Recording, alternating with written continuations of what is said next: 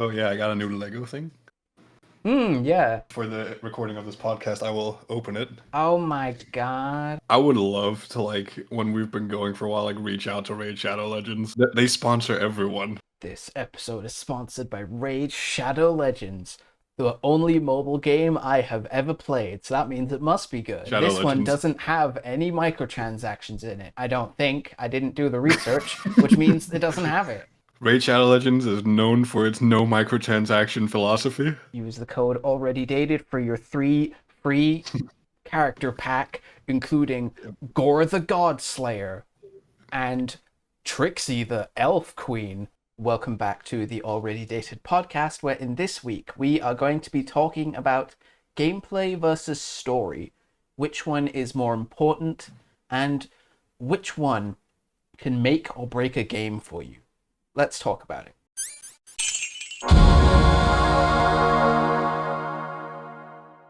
Where do we launch off with this one? Gameplay versus story. It's kind of an age-old debate, not in the same vein of like console wars, but No. it seems to be very much a generational gaming thing of there's Yeah. kind of two groups. There's the I was trying to not say boomer, but the older group are usually ones that care more about pure gameplay. They don't have time for story. They think it's just like a waste. They'd rather watch a movie or read a book if they want to go into a story. We are boomers, if you guys did not know. What? We're half and half on boomer. Yeah, because I was about to say of course it's not a direct link between age, but then No. as games got more developed, people were more and more open for actual stories to be in it. Until then, Yeah. the PS3 generation and onwards, where like walking sims got really big, where that was the term for games that were like purely story focused, and you mainly just walk around and let the story happen to you. I'm not gonna lie, I am still in opposition to like 2-minute cutscenes in games. It's like that's a lot of dead space for me. But Unless it's if I followed the story while playing and I get a 2-minute cutscene, I'm like, all right, I'll watch this and be for interested. me, it really depends on two bits. If it is forced and if you can then skip it. Because like, for example, so we're gonna, throughout this whole video, this isn't gonna be like a heavily researched thing or anything. We're not gonna be going through the history of anything. This is gonna be another just purely opinion. Games we think have good gameplay but not good stories, games with good stories and not gameplay, and ones where they mix or don't mix. My first example of this, on this area where I think long cutscenes are fine, is Metal Gear Solid 4. One of the games that is the most famous for the longest cutscenes, for its infamous, especially the final cutscene is like an hour and a half long, or something like that. Well, it's the epilogue of the whole series, so that they got a lot in there. They put a movie in it. Yeah, the game effectively is that if you put all the cutscenes together, I think there's like 8 hours or 9 hours worth of cutscenes or something. But the reason I think Metal Gear Solid it really works is because you can just skip it. You can just skip all the cutscenes and then you're right back into the gameplay, and you never get booted out of the gameplay again, except for the codec conversations. But you can just skip those too. The stuff I freaking hate is when they force the story in by a walking segment, and you can't skip the cutscenes. One thing I hate is like escorty forced RP walking segments where you have to listen to an NPC talk about a bunch of stuff. Did someone say Assassin's Creed? The Especially big- early Assassin's Creed. What do you mean? Let's say Assassin's Creed 2 early game. One bad one for me is when you have to help Da Vinci with carrying the paintings from his workshop to your house in the game. Yeah, It's like remember a that 2 minute. It's like over a 2 minute walk of you just walking with him. It's like, oh, Ezio, I remember your mother told me blah blah blah blah. Yes. And the issue with those, especially those forced walking ones, is that the speeds are always different. The Yeah. NPCs walk a little slower than you, but then when you So you run, have you're to like, walking too fast. mm, So you just have to stop and start, waiting for them to catch up. Uh, yeah, the whenever it's like a forced walking segment, like one of the games I really loved from the past 5 years, Jedi Fallen Order. I love that game. It has a bunch of walking segments. It has cutscenes you can't skip. I've replayed it like 3 or 4 times because I like the story, but even then, it would it would just be better if you could just skip them because I like my gameplay and my story, but let me keep them separate when I want to. yeah. But The like more like when it comes to game design, mm, for example, w- the question of which is more important is kind of blurry, mm-hmm. I guess, because it heavily depends on what game you're making. Yeah. Because if you, for example, let's go with we spoke about this slightly beforehand, Telltale games. Yes. If you favored gameplay in a Telltale game that has a billion cutscenes and a lot of story elements to it, you kind of lost there. Yeah. Telltale games would be like your least favorite thing ever then. Telltale games are basically a moving picture book Yeah. because it's telling you a very well. It's giving obviously you have choice in Telltale games, so you can alter the story. Call it a dynamic book where you can control what's happening, sort of. It's a visual novel, Yeah, pretty much. but instead of it just straightforward being a visual novel, they put more of the veneer of an actual game over it. Yeah, But so you have player choice. You have small gameplay bits that you have to do, like shoot this thing oh, or you gotta go and aim the crosshair to headshot someone. Yeah. yeah. So it's giving you like very simplistic gameplay elements Yeah. with the player choice element to Yeah. kind of move the story in the direction of what you want to do. Like, do you want to kill this person or let them live? Do you want to help this person, not help this person? Yeah. And they'll remember that going forward in the story, and that'll alter where it goes afterwards. So Yeah. story elements in the Telltale game kind of 100% to zero, really. And for I'm someone who really loved the Telltale games, Oh yeah, me too. and if I love it them. if it had more advanced gameplay, like if it had like GTA style, you can move around, you can aim, shoot at anything, whatever. I don't really think it would fit. No, Like it wouldn't really add anything. The Telltale games are supposed to be guided Yeah, to a certain degree. the limited amount of interactability you have with it fits with what it's trying to do. It doesn't need any Yeah, more. because it's telling you a story with, again, minor gameplay elements and player choice. Like it's guiding you to a certain direction, and then you make a choice, and then it's guiding you in the direction of what you've chosen. Yeah, So the and game, no matter what choice you make, will always guide you to the next thing, sort of. yeah, with that visual novel point from before, if the Telltale games were just a visual novel game, I don't think Yeah, I ever would have actually played them because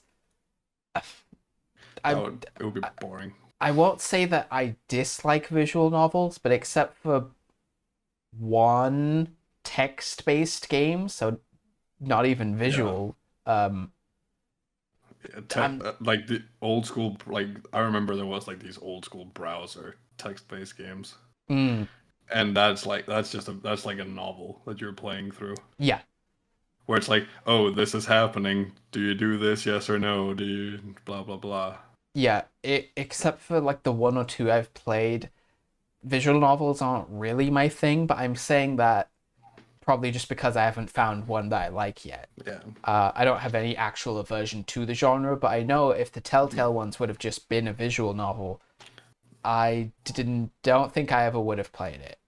yeah. So the little bit of gameplay and stuff like that you get in there, with again the choice of going many different paths, Mm. So you can argue like the replayability is there to go somewhere else and take the story somewhere else because Yeah, there's different endings to it.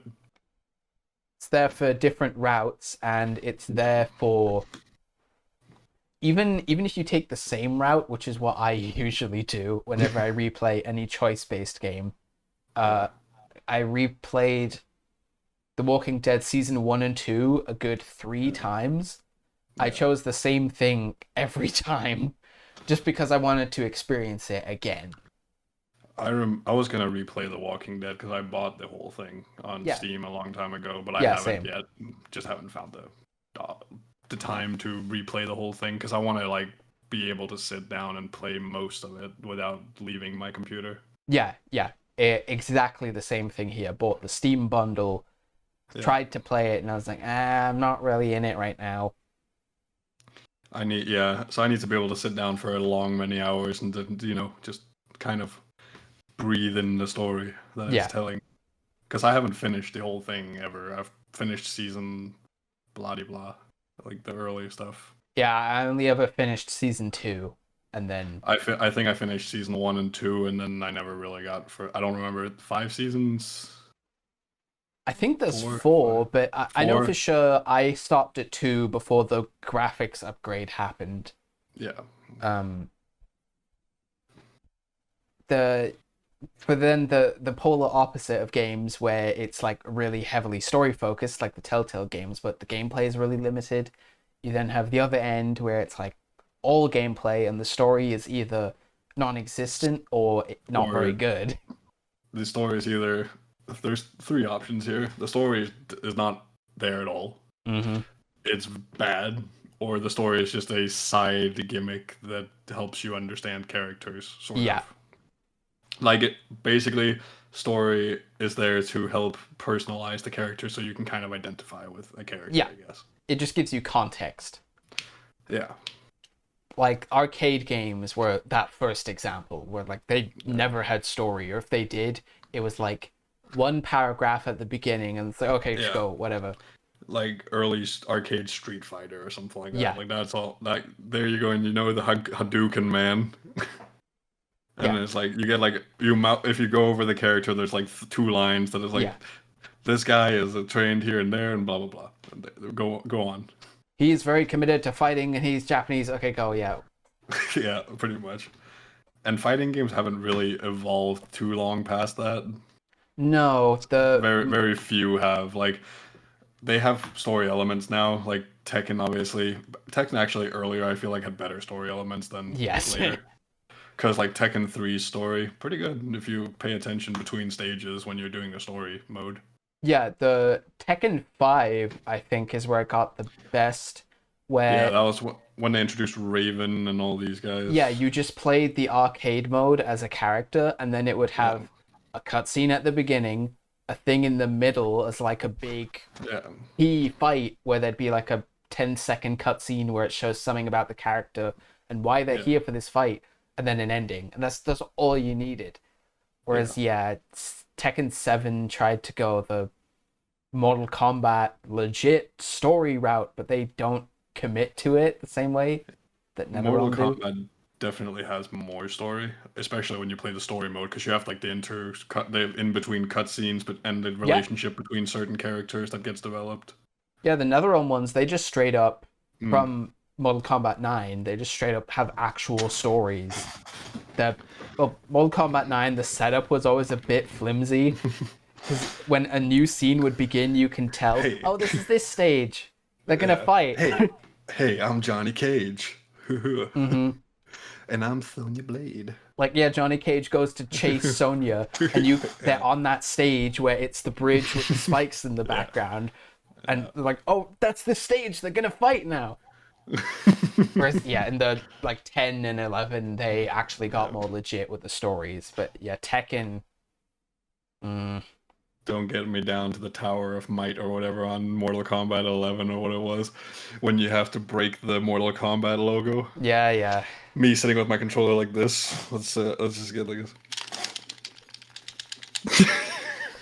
Button mashing like a Mario Party minigame. Yep. But most fighting games still kind of lack an overarching story that you can follow. Yeah, the only other example I can really think of all the examples, is Smash Bros. Brawl, where it had this super in-depth, legit story mode with cutscenes and character interactions, and like one of the best story modes in any fighting game ever. And then they ditched it for the next two because oh, you watch the cutscenes online, so we don't want to do it again. Sick. Talking Yeah. about online cutscenes, Overwatch, that's all it does. Yeah, the Overwatch just skipped all of it and they just post them as shorts. Yeah.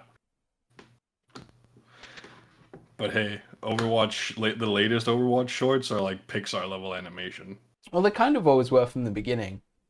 But like you can actually tell the difference now. Mm. I think from the Junker Queen, the new character, and Kiriko, new character, their cutscenes, that's like Pixar Disney level animation. The thing I always found frustrating with that model is that it is nice that they release it online so you can go and watch it before the game is out so you can build hype. But it would be good if stuff like that were implemented into it. And especially for them now because they're releasing a PvE mode. Yeah. So you can put eventually next year. Mm. When they say 2023, but when in 2023, that's still a mystery to everyone. It's Blizzard, probably December. December 29th, 2023. Yes.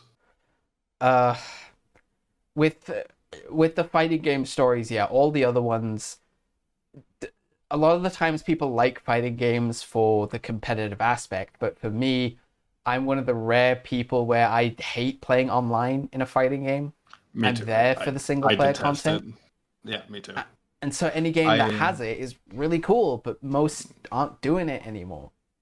But for me, it's like fighting games has always been the single player content or playing with my friends on a couch. Yes, exactly that.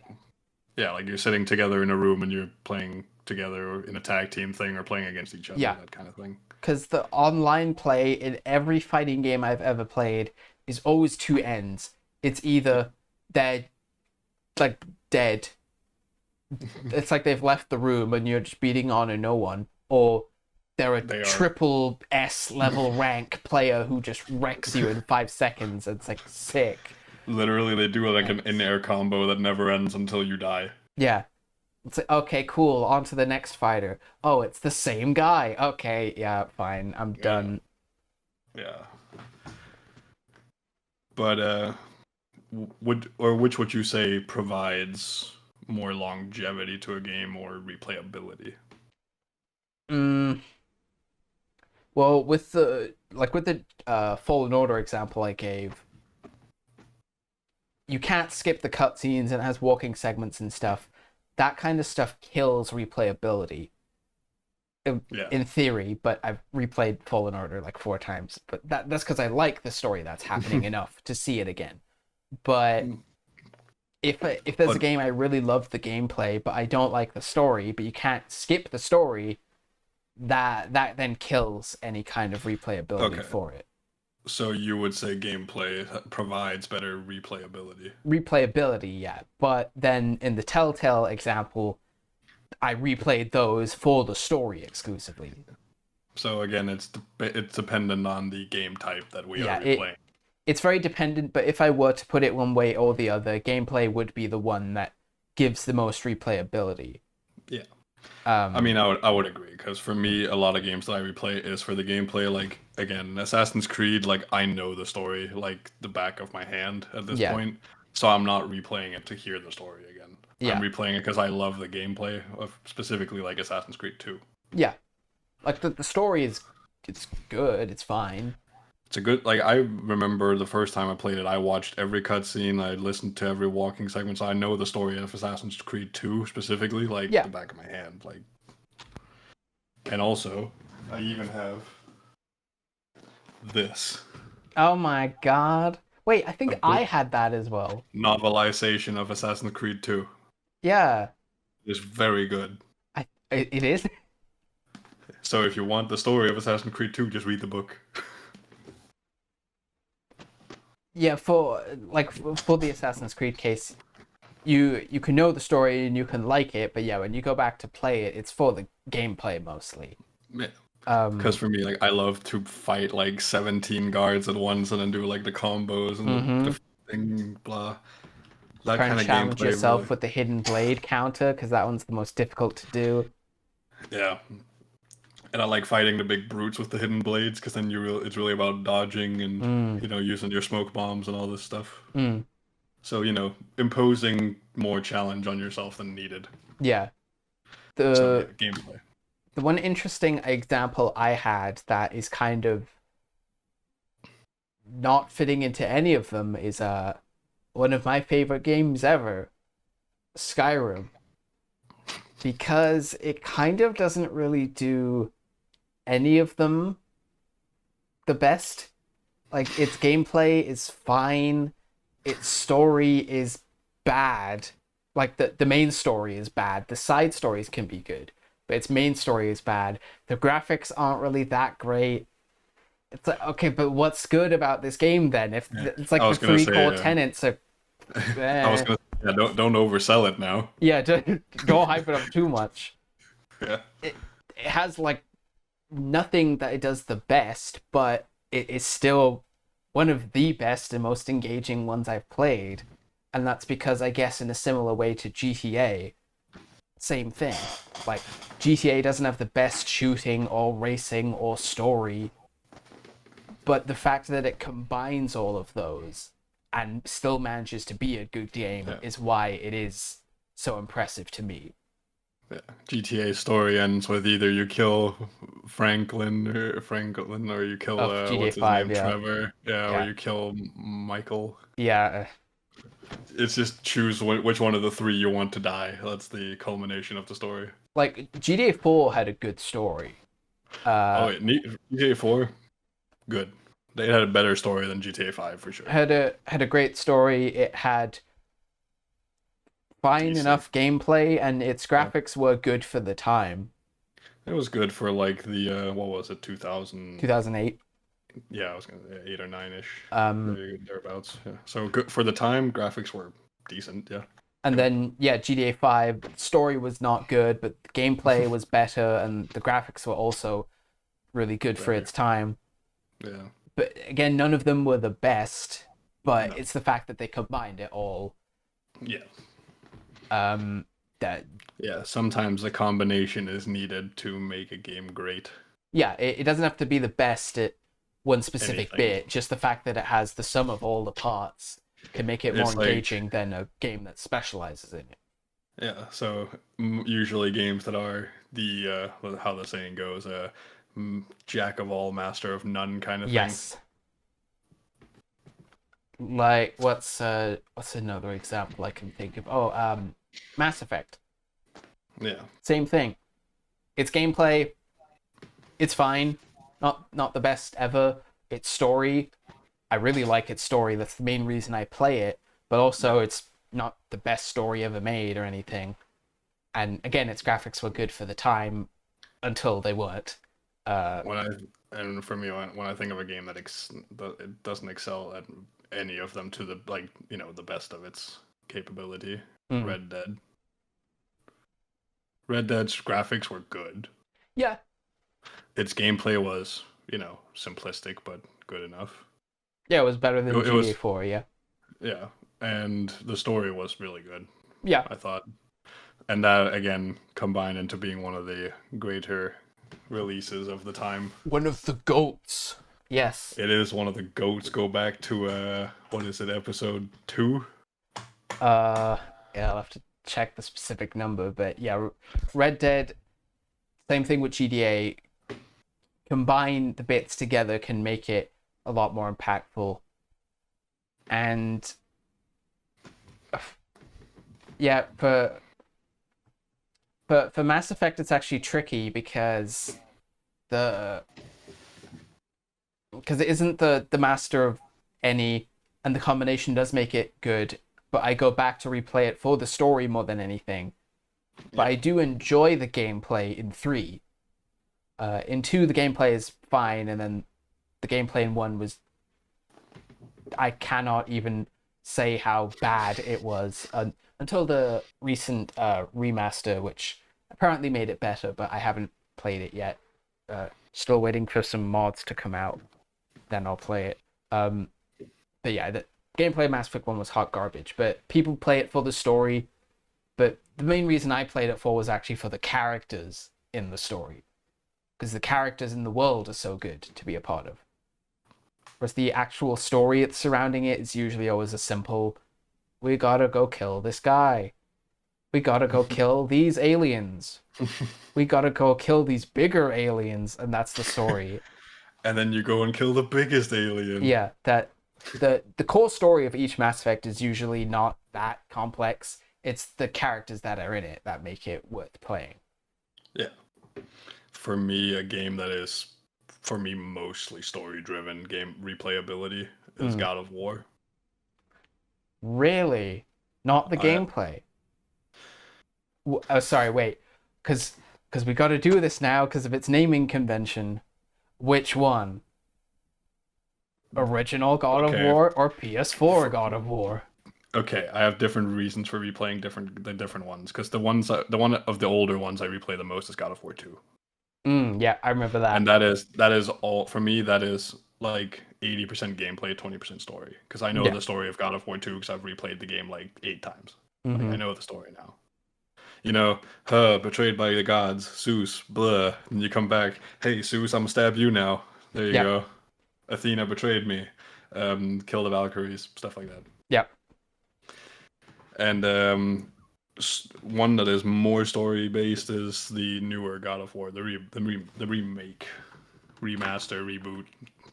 I was gonna say sequel because it is a sequel, but it is a sequel, but it's a reboot. Yeah, the reboot is the best one. Reboot is probably the best word to use, but it is a sequel to the older games. Soft reboot. That's the reboot, term. Yes, when it's a sequel and it's a new thing. Yep. Because they do mention his past. Yeah. With the Greek gods and stuff, and now it's Norse mythology, and that's why I replay it for the story. Is the Norse mythology because hey, I'm Scandinavian, so.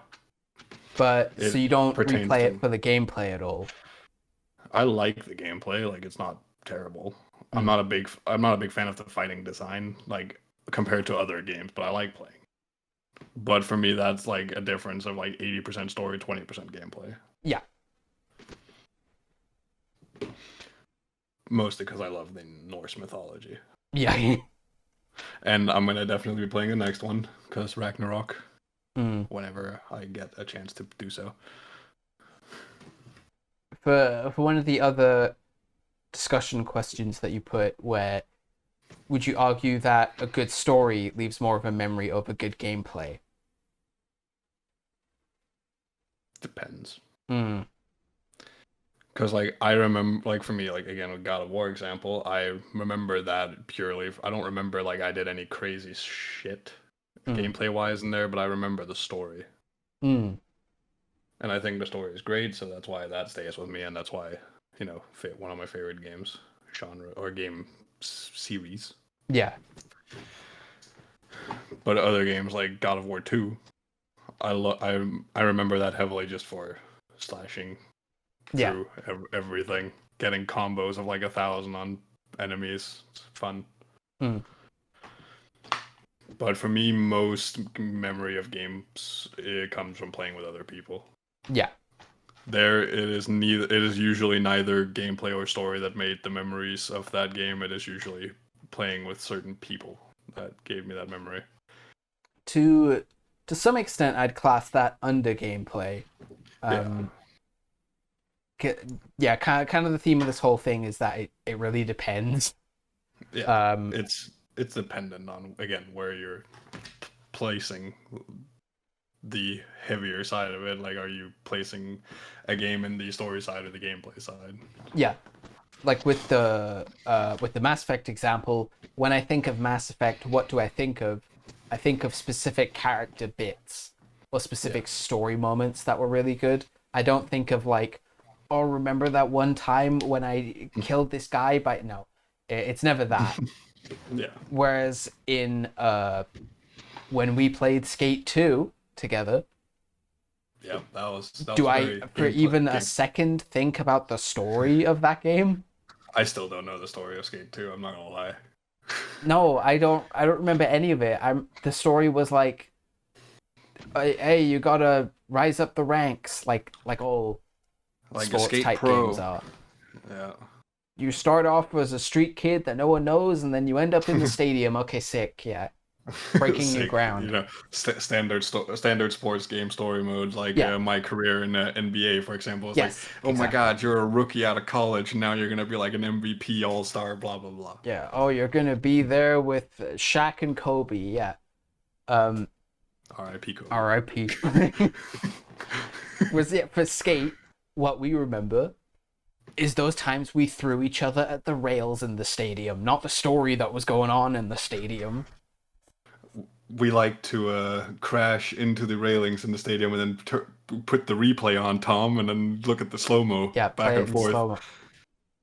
And I remember a very, very specific slow mo moment where the hand just Yes. smacking along the railings, like, and you got the railing sounds like. Yeah. Because there was like a good 12 or so poles along this grind rail, and he hit Yes. every single one. Yeah. It was like a guy running through a stadium high fiving Yeah, everyone, but I was high high-fiving all the fiving poles. yes. You know, just breaking my hand on every single pole going down. That was hilarious. all the gameplay kind of memory. Same thing with the other game that if you're playing the drinking game of when are they gonna mention either the PS3 or Little Big Planet, now's your time. Yep. Because Pour it yeah, up. the gameplay memories. I mean, as I've said before, I like the story in Little Big Planet, Yeah. especially in Little Big Planet 2 where they got more of an actual story. Yeah. But even then, the main things that come into my mind are all the different levels that we played together. Yeah. Survival levels are king. Yes. Bomb survival specifically. Whether it's That's train or hotel or sponge. rubbish Angry Birds. Or the sponge level. Or the That sponge was just all yellow sponge The famous sponge level, yeah. where you would be stuck in a triangle that's tiny. Mhm. And then you would be like, a bomb lands on top of you, you're like, yes, get me out of here. And then it blows up something else that squishes you. If I'm trying to think of an example, because I mentioned with Mass Effect, like it's characters mainly more than story. I'm trying to think of what game where I guess it would be Metal Gear Solid, where it's like mainly the story that I think of when I think of the game. Yeah. Like Metal Gear Solid 1 or 2, those are like all story. The gameplay in them is fun, but it's not really for character interactions, it's for the overall story of it. Yeah. Yeah, because like my story-driven one is God of War. Yeah. Then the soft reboot. Mm-hmm. And then like I have a mixed thing for Red Dead Redemption because I like the story in Red Dead, and Yeah. when I replay it, I pay attention still because I haven't listened to all of it. Yeah. But I also like the gameplay of Red Dead. Mm. I like that, you know, the shooting element isn't as advanced as other games. But I still like that it does feel like a Western shootout every time you're in a gunfight. Yeah. And that feel of gameplay also leaves me with that memory. Mm. Like when you do the dead eye kind of thing where you go slow motion and lock onto everyone's head and then you pull up the revolver and go. Yep. That's always a good one. That's always satisfying, no matter when you're doing it. Just drag the crosshair over everyone's head and then you pull up the revolver with an infinite amount of bullets and just go. Yeah. Like when I want to go replay Red Dead or GTA 4, I'm there for the gameplay, but also getting to re-experience the story again is a nice cherry on top of it. Yeah. Like it's not what I'm here for exactly, but I'll take it and I'll enjoy it. It's not what I came for, but hey, it's a bonus. Exactly, yeah.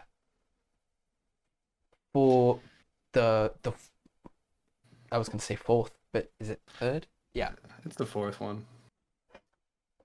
For Should a AAA yes. game focus more on story or gameplay? Seeing as The end game of some AAA games is fairly non-existent. Mm-hmm. A lot of AAA games don't really have much of a whoa, this is the end game bit. Yeah. Or either that or like Red Dead, it's based on online where your end game kind of is. Like after you've played the story, you go on online and play there. Yeah.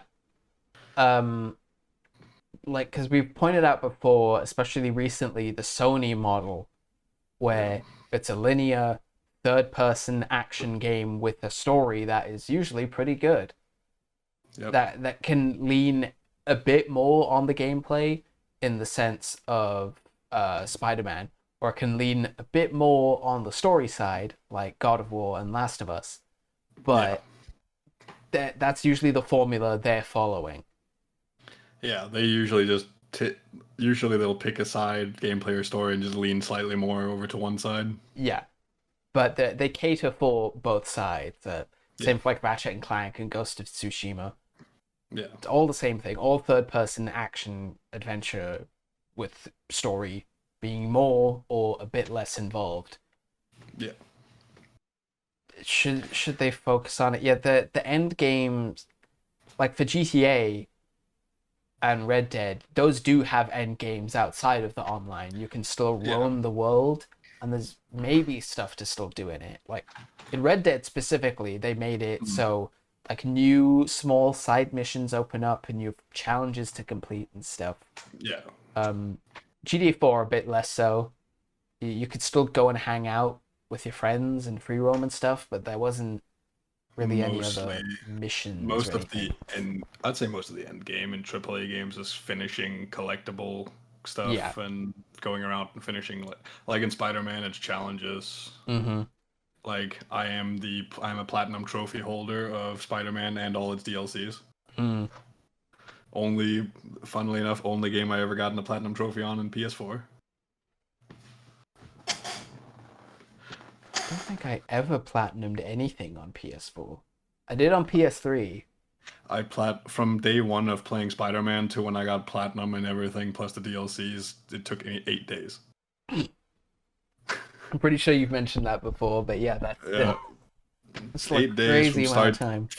8 days from start to platinum. 100%ed everything. Mm. One of the challenges is no bueno, never gonna do it again.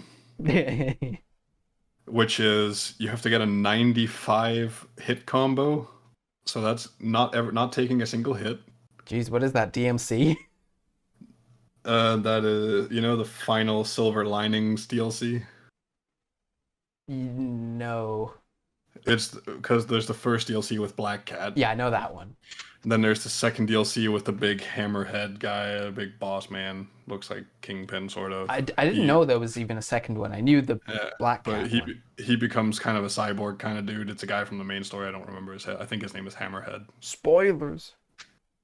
And then there's the third one called Silver Linings, and that one there's a challenge of get a 95 combo in the air. You can never touch the ground. Wait, you have to be in the air? You have to be in the air for 95 combo I thought you meant juggle the guy. But, no. God. You have to. You can go to any people and hit them as you please, but you can never touch the ground for a 95 combo. Which means you can also never be shot, hit, anything. And there's like 20 dudes with lasers shooting at you. I spent the better part of 8 hours trying to finish that challenge. In gold obviously, because that's I'm not here for that bronze stuff. No. I was like, I have to do this, so I was nearly throwing my controller through my monitor. It was bad. Because I think I got to like a 93 combo at one point, then I got shot. Jeez, you must have just broke the controller after that. Yeah, so I was about to split it in half, and then 2 hours later I got it after that, and it was bad. I was down bad after that, and that was the last thing I needed to 100% the whole thing. Because all the DLCs had their own separate platinum trophies. Yeah. Nevertheless. I mean, for the other discussion questions you put down, we've pretty much gone through them through the episode. Like, would you prefer good gameplay over a story or vice versa? I mean, We answer that pretty succinctly, I'd so, say. yeah, we would prefer good gameplay over Mm. good story. But if a story is there, we take it with open Mm. arms. And But then I mean, mechanically, if you don't enjoy playing a game, it's going to be really difficult to get through it just based on story. yeah, Unless it's a Telltale game or other things. But like getting through it, I struggle to get through games if I mechanically do not enjoy them. what is a game? Because there's a specific example where I hated the gameplay, but I liked the story.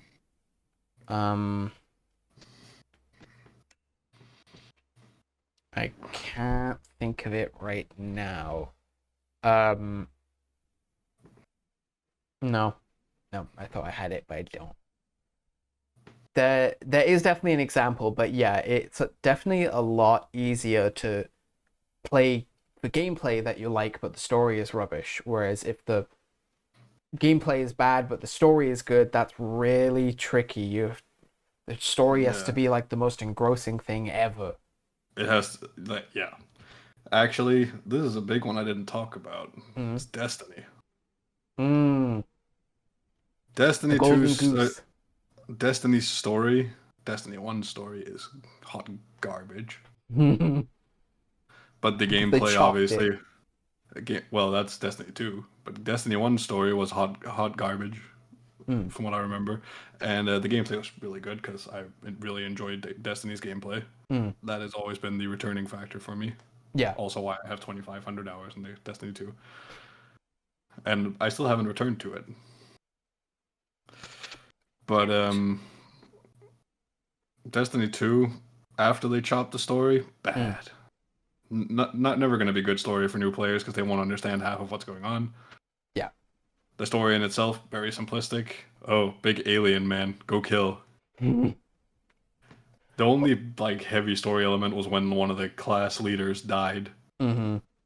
Cade 6. Yeah. Also voiced by Nathan Fillion. Nathan Fillion, yes. Absolutely And great actor, great voice actor. and then they removed that Yeah, expansion. really sucked because We he was like comic relief in that game. I believe we actually discussed this in the very first episode about the content Content vaulting, which at this point they've agreed to they're not going to do that anymore, but Yep. they're not going to bring back the stuff they removed. So Nope. sick. Yeah, sick. They removed one more thing, and now like okay, we're not gonna do it anymore, but you won't get the other stuff back. Yeah, that Destiny stuff is a whole other example from this. It's not a case of like, oh, I enjoy the gameplay, but I don't like the story. It's I enjoy the gameplay and I can't play the story anymore. Pretty much. It's just gone. But for me, the gameplay was enough. Mm. It's like the story of what like the raids. It's like okay, I know one raid's story. That's it. Because the first raid in Destiny 2 was really heavily enveloped in the first story campaign. Yeah.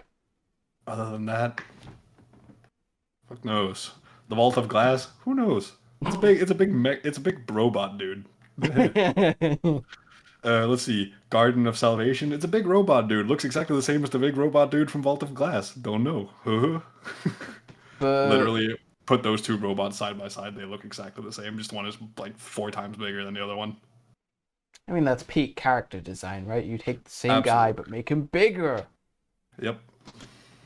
But before I forget, the two games I want to mention before this episode ends to include were the other two that I thought of for this discussion. Mirror's Edge. Hey. Great gameplay. Story. And the first one, it's fine. Second one. Bad. The second one is bad, dude. There's no shrugging for the first one is fine to Don't you passable. dare shrug for Catalyst. Don't you dare shrug for Catalyst, dude. Catalyst's story was Garbo Town. Hey, what about the hacker girl Plastic? I mean, yeah, she was fine, but the Catalyst is one of the most annoying story bits ever, where they play the heroic, triumphant main theme where Faith is having a mental breakdown. I can't do this anymore. I want to quit. Yeah, and it's playing the triumphant main theme, and it's like, what's happening? The only thing that Catalyst did that was interesting story wise was the ending, and people hated it. Where Yeah. she fights the system, she takes down the big evil man and reunites with her evil sister now, who's evil. Yeah, evil And system was evil after disappearing in the first game. but it's a whole other alt universe reboot type of deal. It's not any kind of sequel. Yes, but if you think about it, it's like The way disappeared, comes back evil. the way I choose to play it is Catalyst is the prequel to the original Mirror's Edge, which if you Yeah. ignore certain things, you can make a headcanon to make it fit. But the point I'm trying to get at, the bit people hated, so she basically solves the day. She destroys the tower and his mind control scheme because, of course, that's where it goes. It has to be Darth always- Vader Empire level threats of It's always mind control. yeah, it's always mind control or oh, I want to eat people or whatever. Yeah. She defeats the evil and then nothing happens because the system is too late to change. Which is depressing as hell, but to me it was like, "Oh, you don't see that every day. That's interesting." Because you have the resistance group in any piece of fiction, when there's a resistance fighting up against the corporate overlords, they win and they topple it down and make it a better future. Here it's like, we fought, we won, and nothing changed because people won't change. Which is like, Yeah. oh, that's actually That's- different. That's society. Oh my god, we live in a society. The other example then was Metal Gear Rising: Revengeance, whose gameplay is fantastic. Oh, that's the cyborg boy with Yeah. the sword and Mm-hmm. awesome boss soundtracks. Yeah, the gameplay is fantastic. The soundtrack is fantastic. The story is doo-doo Non-existent. town. The story is, fight all the different bad guys at one stage at a time, and then you come to Big Mr. President, man. I mean, that's pretty much a Metal Gear game, but it's the story is fine, kind of doo-doo until the last level with the president guy, which everyone memes on now, saying like it's amazing and everything. I hate that final bit. Everything It's- about that. I hate the gameplay in that final chapter sucks. Armstrong as a character is just Bad. it's way too over the top. I just hate everything about it. The only But- thing I was good about the ending part of that story was the Excelsior music. Yeah, the soundtrack was great. I've replayed Rising Revengeance like a good 8 times. I replayed it 4 times in the span of 4 months back when I got the game. Whenever I had played it, I play it until that last chapter, and then usually I just stop. Because it's the true trifecta of Rising Revengeance had really good gameplay, but then even in that final chapter, the gameplay is just not good. The boss fight is, but the lead up to it always just dragged me right down. Trying to find the disc. Let's see if I have that one laying around. That's a callback and a half. My God. I have it No. on Steam now because my PS3 copy got stolen. Oh no. My PS3 copy is probably in my parents' attic. But And that's here how is we're going to end this episode. Yeah. Oh no. Mortification. I mean, no. yeah, is What? anything else? Not really. Other than next time you guys see us, we're gonna be in my office. Yes, Both of us. I'm going to be traveling over to Scandinavia land, and I will be there in person, and we will film hopefully quite a few episodes. Yeah, we're hoping for a good 2-3 piece. And hopefully the format will actually work much better because we'll actually be in person. We don't have Yeah. to deal with online Discord lag or any of that junk. Yeah. So I hope you look forward to that one when it comes out next. It'll be great. Oh, well, I'd hope I hope so. That's the mindset to go in. It will be great. Yes. Yeah. See you in the next one, and don't forget to leave down below any games that you have as an example where the gameplay was better, the story was better, or for my Skyrim example where it doesn't really do any of them good, but you like it regardless. Yeah. Yeah. Leave your thoughts down below, and thank you for watching this one. Thanks for watching, guys. Bye. Bye bye now.